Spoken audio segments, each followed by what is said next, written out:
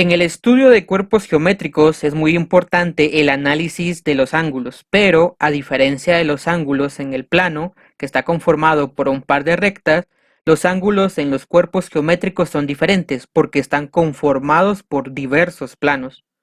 Uno de estos ejemplos es el ángulo diedro. Como podemos observar en este ejemplo, el ángulo diedro está conformado por la intersección de dos planos, el plano de color celeste y el plano de color naranja.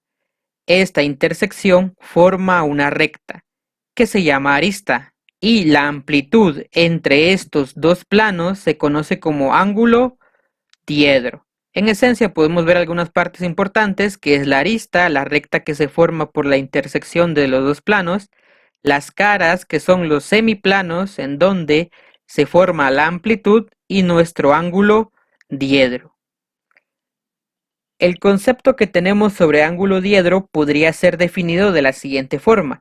Es el espacio que limita dos semiplanos, en este caso que juega el papel de las caras, que tiene una recta en común, que es la arista que se forma. Algunos ejemplos que podemos analizar a partir de esto podrían ser los siguientes. Aquí podemos observar diversos ejemplos en donde la intersección entre dos semiplanos forma un ángulo. Por ejemplo, acá la intersección entre el plano celeste y el plano de color rojo forma una amplitud con un ángulo de 60 grados. Un ángulo agudo, también podemos ver un ángulo recto y también un ángulo de 270 grados, formado por la intersección de dos semiplanos o planos. También podemos observar el ángulo triedro, que sucede cuando se genera la intersección de tres planos. En el caso del ángulo triedro, podemos observar que el plano naranja, el plano celeste y el plano azul se intersectan. En este caso, en una relación 2 a 2, y se unifican en un único punto que se conocerá como vértice. A cada plano lo podemos llamar cara y las intersecciones 2 a 2 entre cada plano como arista. La amplitud que tenga estos planos se le conocerá como ángulo triedro.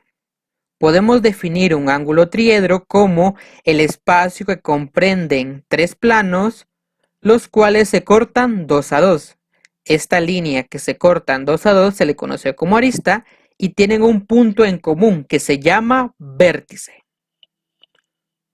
Un ejemplo de este ángulo triedro lo podemos observar en el cuerpo geométrico paralelepípedo que observamos acá. Las esquinas o vértices de este paralelepípedo forman ángulos triedro.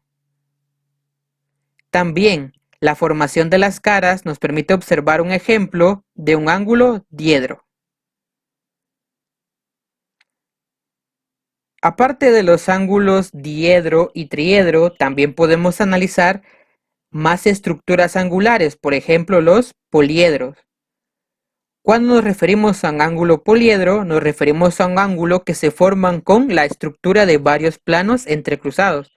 Como podemos ver en el ejemplo acá, tenemos un plano naranja, un plano azul, un plano púrpura y un plano de color verde. Cada uno de estos planos puede ser llamado cara. Las intersecciones que se forman entre estos planos 2 a 2 serían llamadas aristas. El punto en donde convergen los cuatro planos será llamado vértice y la amplitud que tenga este plano será conocido como ángulo poliedro. Podemos definir un ángulo poliedro de la siguiente manera. Es un ángulo que forman tres o más planos que concurren en un punto llamado vértice del poliedro. De acuerdo al número de caras, recibe el nombre de triedro, tetraedro, pentaedro, etc. En este caso nos encontramos ante un caso de tetraedro, por la razón de que este ángulo poliedro está formado por cuatro caras. Un ejemplo o un par de ejemplos que podemos definir para este caso de poliedros es para los cuerpos platónicos. por ejemplo, para el dodecaedro o para el icosaedro. En el caso del dodecaedro podemos observar la siguiente figura en donde las distintas formaciones de las caras proporcionan un ejemplo perfecto de un ángulo triedro. En el caso del icosaedro, al momento de unificar todas sus caras, podemos ver ejemplificado un ángulo pentaedro.